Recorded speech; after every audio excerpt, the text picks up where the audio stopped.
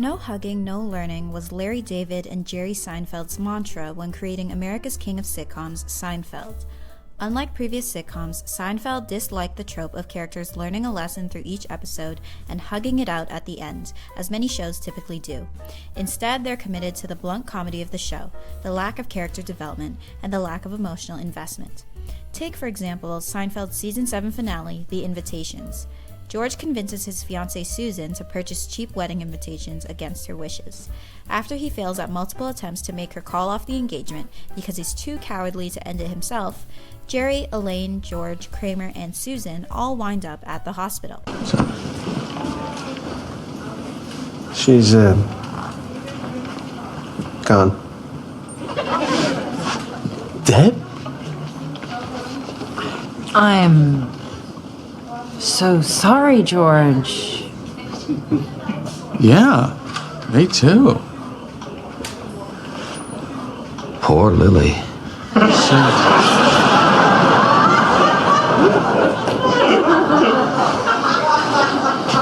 How did it happen? Apparently the glue in the wedding invitations was, toxic. Well, that's weird. So I guess you're not getting married. But... Yeah? well, now I'm engaged. Yeah. Well, I thought we'd both be getting married. Hey, what can I tell you? All right. Come on, let's get some coffee. We had a pact! And that's it. Life goes on. I mean, not for Susan. The characters don't love, they don't learn, and they keep going. The four main characters of Seinfeld have been widely accused of being selfish, narcissistic, superficial New Yorkers with no regard for the well-being of others. That's the no-hugging part, but what I'm concerned with here is the no-learning aspect. It does seem like the characters don't learn any sort of moral lesson at the end of each episode, even after something as monumental as Susan's death. They don't shed a single tear. Kramer doesn't even remember her name. George's reaction has even been described as restrained jubilation. So I think we can agree they don't really learn lessons in this show. When I heard you got engaged, I thought maybe you'd matured. But obviously there's no growth here. Well, I can't argue with that, but the fact remains. But what does that mean for us as an audience? What can we learn from those who learn nothing? What do we gain out of watching hundreds of hours of sitcoms with relatively the same jokes, the same tropes, and the same stories? This isn't merely to justify my personal sitcom binge watching, although I'm sure that's part of it. But in this video, I want to show that sitcoms, using Seinfeld as an example in this case, are an excellent medium for its audience to learn about practical ethics. And by practical ethics, I don't mean those hypothetical thought experiments that are far removed from our everyday lives, like choosing to turn a train to kill some people instead of others, or choosing to sacrifice a healthy person in order to save many sick people. In the vast majority of cases, most of us will never have to face such wild dilemmas. Instead, it's the everyday choices we make and the people we hurt that are involved in our deliberations of morally right conduct. It's the mundane, minute, everyday nothingness that represents our opportunities for morally right or wrong actions. And what's Seinfeld all about, after all? The show is about nothing. So, why Seinfeld? Why not look at, say, the sitcom that's more likely on your mind when you think of sitcoms and philosophy, The Good Place? For one, it'd be a pretty shallow argument to say that The Good Place teaches you about ethics because, well, duh, that's what it's about. And two, as much as I also adore The Good Place, it hasn't had nearly the cultural impact of Seinfeld, and so I find it hard to generalize comments about The Good Place to sitcoms as a whole. On the other hand, Seinfeld is, like I mentioned before, known as the king of sitcoms. It's the anthology of sitcoms. It's a show that, when I watch it, makes me constantly think, oh, that's where that thing is from. Seinfeld is one of the most commercially successful sitcoms in the history of television, and thus has had an enormous cultural impact in Western media, even if it's not necessarily water cooler talk anymore 2 decades later. But if any moral education was spewed from this show, it must have also impacted millions. But it's not just Seinfeld's viewership that makes it interesting to study, it's the content as well. Like we just saw, Seinfeld is supposedly a show about nothing. Really, it's a show about dating a revolving door of new people, finding your car in a parking garage, waiting endlessly for a table at a Chinese restaurant, or meeting a friend's ugly baby for the first time. It's about the seemingly thoughtless parts of life that are drawn out and analyzed into full 22-minute storylines. The focus on the mundane, everyday life rather than extreme, outrageous stories is what I think makes Seinfeld the perfect playground to teach practical ethics. Despite the characters' reputations, I believe Mark Epperson said it best in the book Seinfeld and Philosophy, a book about everything and nothing. The principal characters are concerned with acting rightly, as is shown by the regular consultation with each other as to what constitutes the right course of conduct in the many and various circumstances each faces. Indeed, I take Seinfeld to be about right conduct, living the moral life in contemporary American society. So sure, the characters spend a fair amount of time dwelling on the nitty-gritty. How should I treat this person? How should I feel? What should, and that's a moral should, I do? How long should I grieve after a fiancé's death? Should I follow through with an agreement I made when I didn't actually know what the agreement was? Should I, do something that I shouldn't do? Or should I just do the opposite of whatever I think I should do? And is there anything wrong with that? Regardless of how the characters answer these questions, there are questions brought up throughout the show. Maybe we have our own answers, but we want to see what they would do, and if we align with them or not, and what that means for us. I think we can safely agree that neither Jerry, Elaine, George, nor Kramer are moral saints. They've all made decisions that have harmed others or put their own self-interest above others no matter the cost. Jerry steals a marble rye from an old woman because it was the last in stock and he was trying to help George get his much-needed bread. Elaine puts a soup maker out of business by exposing his secret recipes because he banned her from the restaurant after breaking his rules. George does so much heavy lifting in this domain, from making up a charity to pocket some money, pretending to have a disability to get a nice cushy job, and classically, pushing children and elderly people out of the way to get himself out of a house fire. Even the lovable Kramer wrongs Jerry, his own friend.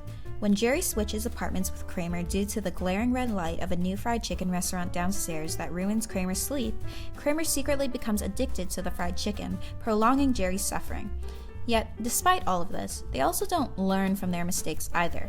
And what can we do when we meet flawed people who never change? We can be frustrated, sure, but if we're not that emotionally attached, then sometimes we can't help but just laugh, you know? You don't respect my work at all, do you? No, I don't. No. So Seinfeld is just a show about bad people doing bad things. Why do we find it funny? What makes us want to laugh instead of becoming frustrated or upset with them? There are three major theories of humor that might apply here, as explained in Aaron Lorenz's paper, The State of Nature and Laws of Seinfeld. Not that there's anything wrong with that. The first is superiority theory, which views humor as a mechanism of disparaging others to enhance one's own sense of well-being. In other words, we laugh at people because we think we're better than them. So maybe we see Jerry, Elaine, George, and Kramer as bad people, and we laugh because they make such terrible choices that we'd never make because we know better. How do you live with yourself? It's not easy. The second theory is called incongruity theory, which suggests that humor arises from the juxtaposition of two incongruous or inconsistent phenomena. This comes about as a form of surprise, or subverting our expectations of what we thought would actually happen. So maybe we thought they were actually good people, or at least people that were going to do the right thing, but then they actually end up doing something wrong, and that makes it funny. The final theory is known as release theory, which taps into repressed sources of pleasure, pressure, or anxiety. It's funny because it's taboo. Seinfeld definitely likes to teeter this line of taboo topics, whether it's about dating, family, work, sexuality, race, addiction, or like in season 7's finale, death. We laugh because it's something we shouldn't do or shouldn't talk about, and we watch the characters do and say all the things we're too scared to do or say ourselves. It's clear that all three theories of humor can apply to Seinfeld, depending on your point of view. But what does this mean for what we can actually learn from the show? In the first case, it seems like we already know what is morally wrong to do, which is why we laugh at the characters for not knowing. In the second case, we laugh because they subvert our expectations by doing something so surprisingly wrong. That is, we already knew what was right, but were surprised when they went against it. In the final case, we know what is taboo or wrong to say or do, but again, it's funny to see them lean into such topics. In all three cases, it appears that we already know what is morally right or wrong, so can we really say that the show, or at least its humor, is teaching us anything? If you're familiar with Meno's paradox, which raises a philosophical question of how we can learn virtues, then this should sound familiar. If we don't know what we're trying to learn, then how can we find it? And if we do know what we're trying to learn, then we don't need to learn it because we already know it. So if Seinfeld is funny because it subverts our expectations or ideas of right and wrong, superiority and inferiority, or taboo behavior, then where did these expectations and ideas come from, and does Seinfeld add anything to it? To this, I say that the very fact that the show is supposed to be funny helps us reinforce what expectations we already have or don't have, and that can itself be a lesson learned by the audience. Seinfeld was filmed in front of a live audience with a live track added on top. Nathan Zed has a great video that argues in favor of laugh tracks, and he makes an important point about their purpose. Other shows have their own way of having a laugh track, like Jim in the Office just straight up looking right at the camera and letting you know, hey, something weird just happened. Or in a reality show when something wild happens and they cut to someone who's like, that was wild. Or musical cues, all basically letting you know that a joke is happening right now. So figuring out what is supposed to be funny can tell us a lot about what moral expectations we as a general audience should have. In the case of Susan's death, a laugh track plays over George's reaction to the news from the doctor, which cues us to laugh because, hey, he's not acting the way he should be, and that's funny. Excuse me, are you the husband? Well, not yet, fiance. Yes. Well, I'm sorry. She's gone. What's up?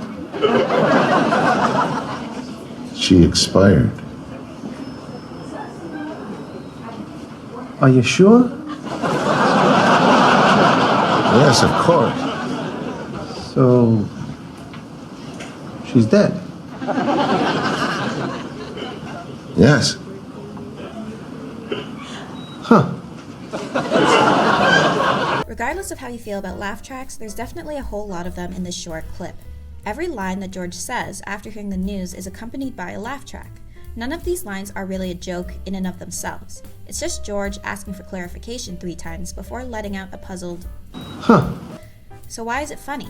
Well, first, the taboo topic of sudden death is brought up, which is quite dark for a sitcom, so our gut reaction might be to laugh it off according to release theory. We might have moral expectations or an internal value system that George is subverting, which can also make the situation funny. But what is layered over our predetermined expectations is our understanding of George within the show. He's a cheap, cowardly man who is desperately looking for a way out of his engagement to this woman, going so far as to wishing for a plane crash so he wouldn't have to deal with her. It's something. It's hope. So the idea that he has finally found a way out of his engagement and might possibly even be happy at the news of Susan's death, it's just so awful that it's funny. These laugh tracks and the humor itself makes us recognize when something is off, when George is going against our moral beliefs on how he should treat others and react to the death of his own fiancée. If it doesn't seem funny in that sense to you, then that may point either to the fact that you're missing information about the full circumstances. That is, maybe you didn't watch the first half of the episode to understand that George ultimately wanted to get rid of Susan. Or maybe you do understand, but it doesn't subvert your expectations or make you think lesser of George, in which case, that might be revealing of your personal moral stance in relation to the moral expectations of the general public. So it's not just the topic of death, nor the setups or punchlines of the jokes. What Seinfeld, like most sitcoms, adds to our understanding of morality and practical ethics are characters who act as unique moral agents. I mean, what show ever peaked after season 6? Simpsons, Seinfeld, South Park, Friends. Those shows weren't hemorrhaging characters every year. A sitcom or situational comedy is defined by Merriam-Webster Dictionary as a television series that involves a continuing cast of characters in a succession of comedic circumstances. So these aren't just wacky circumstances like the trolley problem that we're thrown into by ourselves, but we're accompanied by distinct known characters that represent different forms of reacting to the situation. These characters, though made to be somewhat relatable, are usually not designed to represent reality all that accurately. They have obvious, over-the-top, eccentric personalities to make sure that the audience understands their point of view and reactions to the given circumstances. Even characters who are made to be more nuanced, level-headed, no funny business people like Frankie Dart in Community end up becoming a caricature of themselves, with their rationality becoming their dominant personality trait. In terms of hierarchy, I'm a big believer in it. Someone needs to say, I'm in charge, and that person is me. That's my decision. Wait, what? I'm sorry? Who talks like that? This isn't to say that all sitcom characters are shallow or narrow-minded, but rather that their representation on screen is necessarily exaggerated and blown out of proportion in order for the audience to create expectations for their behavior and then laugh when it is realized or subverted. In Seinfeld and Philosophy, a book about everything and nothing, Mark Epperson categorizes the four main characters in terms of their moral standing. Jerry is the moral axis of the group. He doesn't have perfect judgment, nor is he deeply unfortunate in his judgment, nor is he confused. Viewers will most likely feel the most moral identification with Jerry. The other three characters revolve around Jerry's life, his best friend, his ex-girlfriend, and his neighbor. They all have their quirks. George is described as deeply flawed, trying really hard to have the correct moral conduct, but just having the wrong opinion of what is right. Elaine is also deeply concerned with performing the right action, but she makes poor choices and is often confused about what is right. Kramer, the most eccentric character, funnily enough, seems to be the best moral agent of the four. He's described to have the right opinion about morality, but no knowledge behind it. He's one of those characters that just chooses the right option without any explanation as to why. These characters, with their obvious flaws, work as our moral exemplars. Moral exemplars are real people or fictional characters used in stories for moral inspiration and education. When you hear stories about historical figures doing amazing things, that might inspire you to work on your own moral development. However, a story about a nice local teacher might also inspire you just as much, if not more, than a story about Mother Teresa. In 2017, researchers at the University of Alabama, Seoul National University, and Stanford University conducted a study on moral education in Korean middle school and undergraduate students, since moral education is mandated by the national level standard curriculum. 2 experiments were performed to measure the effectiveness of attainable and relevant moral exemplars in stories to motivate moral behavior, which was measured in volunteer service engagement. To sum up the findings of this study, we must understand what an attainable and relevant moral exemplar is. Attainability is basically how easy it would be to replicate the behavior of the person in the story. If the story is about someone volunteering 3 hours per week, that sounds more attainable than volunteering 15 hours per week. Next, a moral exemplar is relevant if we can identify with them personally in a number of ways, whether that's through having the same background, being the same age or gender, having shared interest, or even having the same birthday.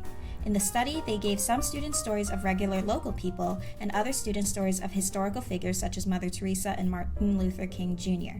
The study found that attainable and relevant moral exemplars were more effective than moral historical figures at motivating moral behavior.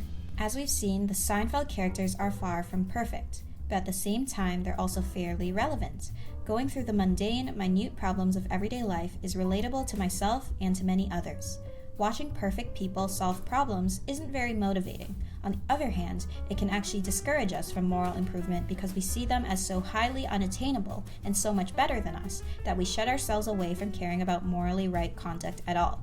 If stories about attainable and relevant moral exemplars are effective motivators for moral conduct, then this is all the more reason to use sitcoms as a medium to teach ethics. Maybe we're not exactly trying to replicate the Seinfeld characters' behaviors, but at least we can kind of see where they're coming from. The beauty of sitcoms, though, is that the story must be fully wrapped up in 22 minutes, including the character exposition, in order for episodes to be skipped or watched out of order and still make sense. Noah Charney's 2014 article, Cracking the Sitcom Code, breaks down the formulaic structure of sitcoms in minute-by-minute detail to show just how similar most sitcoms are. However, this structure is also particularly convenient to walk us through ethical dilemmas, and I'll show you why using our Seinfeld episode The Invitations as an example. The teaser, which is the first couple minutes of the show, is usually a single joke that is used to introduce the main plot of today's episode. The 3 elements that arise in this section are the protagonist, their personality, and the obstacle. We meet or reacquaint ourselves with our protagonist and their particular personality traits as exemplified through this opening joke. In The Invitations, the episode starts off as most Seinfeld episodes do, with a bit from Jerry's stand-up. I think if the wedding invitations were left up to the men, we'd just drive around sticking flyers in windshields, you know. What's needed is a divorce announcement. Mr. and Mrs. Fred Johnson request the honor of your presence at the returning of their daughter back to Mr. and Mrs. Fred Johnson. This joke highlights the supposed man's role when it comes to wedding invitations, that they don't care much for it, and it's the divorce announcement that should be much more significant than the marriage one. This particular teaser clearly segues into the second part of the episode, The Trouble. We're with our protagonist and our problem officially arises. We need to come up with a way to respond to this problem. Simple enough. George has to buy wedding invitations with Susan, which, as we know from the teaser, he doesn't care to do. To solve this, he picks the cheapest possible wedding invitations just to get it over with. However, it's evident that the muddle won't let us get through that easily. If it were that easy, the episode would already be over. Thus, a new obstacle must come in to stop us from having a clean resolution right away. In this case, it's the fact that George still doesn't want to get married at all. Here, the protagonist must come up with an alternate plan to solve the problem according to their own personal style. So for example, if we know the protagonist to be somewhat overly anxious and proactive, the story wouldn't make sense if they made an alternate plan to sit back and let the problem solve itself. We know George is too cowardly to confront Susan himself, so we understandably watch him try other strategies to end the engagement, such as trying to smoke or asking for a prenup to offend her. Note how this emphasizes the importance of the agent's own positionality and preferences, and does not apply some universal rule to solve the problem. I think this detail is extremely relevant to the difference between theoretical and practical ethics, and the sitcom structure allows us to see that, for practical ethical dilemmas, the agent's own personality and values factor into the solution much more, and it cannot be resolved by a sweeping, overarching rule. Next is the climax of the episode, where the protagonist either succeeds or fails. At this point, they have already failed with their original plan before, so the stakes are high and this is their last chance to make it right. However, it's actually very frequent that the protagonist fails to fix the problem the way that they wanted to, and this is okay in sitcoms because, as Charney writes, failure is humorous rather than frustrating because we don't want our characters to change. After some build-up of the audience watching Susan take care of all the invitations herself, George gets home in apparent defeat, until he notices Susan on the couch. Taking her to the hospital and calling up his friends, he discovers that she died as a result of licking the toxic glue on the cheap invitations that he insisted on purchasing. So, in a way, his minor solution to the trouble at the beginning of the episode actually solved his bigger issue, too? It's uncomfortable since George did succeed, but not in the way he intended to. His fiancée is dead, which is bad, but he's free from the engagement, which is good, but his restrained jubilation at her death just feels morally awful to the audience, which makes it all the more funny. So I guess you're not getting married. Failure is typically seen as valuable in practical ethics because we can learn a lot from failure. So it seems to me that the sitcom formula, which encourages failure, allows us to learn from mistakes in a much better way than if failure never happens. Even if the characters don't react to their failures that way, we can still gain that lesson as an audience. Lastly, we're at the kicker, the last couple minutes of the episode. This is the aftermath of the problem and how our protagonist is dealing with it. Charney writes, "We find it comforting to see that nothing has really changed and life has reset back to where it started and primed for the next episode." This part is still crucial to the assessment of a practical ethics dilemma, even if it just seems like the closing joke of the show. After a dilemma is resolved, we often wonder what happens next. Does the moral agent have any residual feelings over it? How are these considered? In the sitcom structure, the problem doesn't merely end when it's addressed, but we must also see what life is like after the fact. And if you thought George's reaction at the hospital was awful, you should see the kicker. It's a short clip of George back in his own apartment calling up American actress Marissa Tomei to hit on her after previously hitting on her and getting rejected because he was engaged. Yeah, I was just calling because I wanted you to know that I'm not engaged anymore. Well, she died. Toxic glue from the wedding invitations. Well, we were expecting about 200 people. Yeah. Anyway, I've got the funeral tomorrow, but my weekend is pretty wide open, and I was wondering. Hello? I've got the funeral tomorrow, but my weekend is pretty wide open. George might not have learned anything, but I think as the audience, we've learned a new level of low that he can reach, and that can change or reinforce our beliefs on how we ought to treat other people. Charney's breakdown applies not only to this particular episode of Seinfeld, but to most episodes of the series, as well as other sitcoms entirely.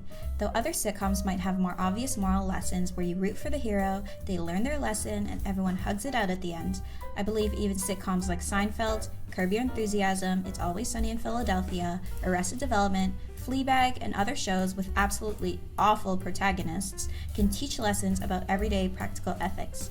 Even if you think these protagonists aren't awful, even if you think George wasn't awful to call Marissa Tomei right after Susan's death, though personally I think that was a nail in the coffin for me, pun intended, that might tell you something about your own personal views on practical ethics and where you stand in relation to the general public. Some might think that the fact that life resets and that characters are primed for the next episode means that the entire story was worthless, that sitcom TV is worthless, because every episode is the same. But as we've seen in this brief deconstruction, Seinfeld and the greater sitcom structure is analogous to the resolution of practical ethical dilemmas, and I'd like to think that we learn or gain something after this process, even though things seem relatively the same in the end. Haven't we had this conversation before? You think? I think we have. Yeah, maybe we have.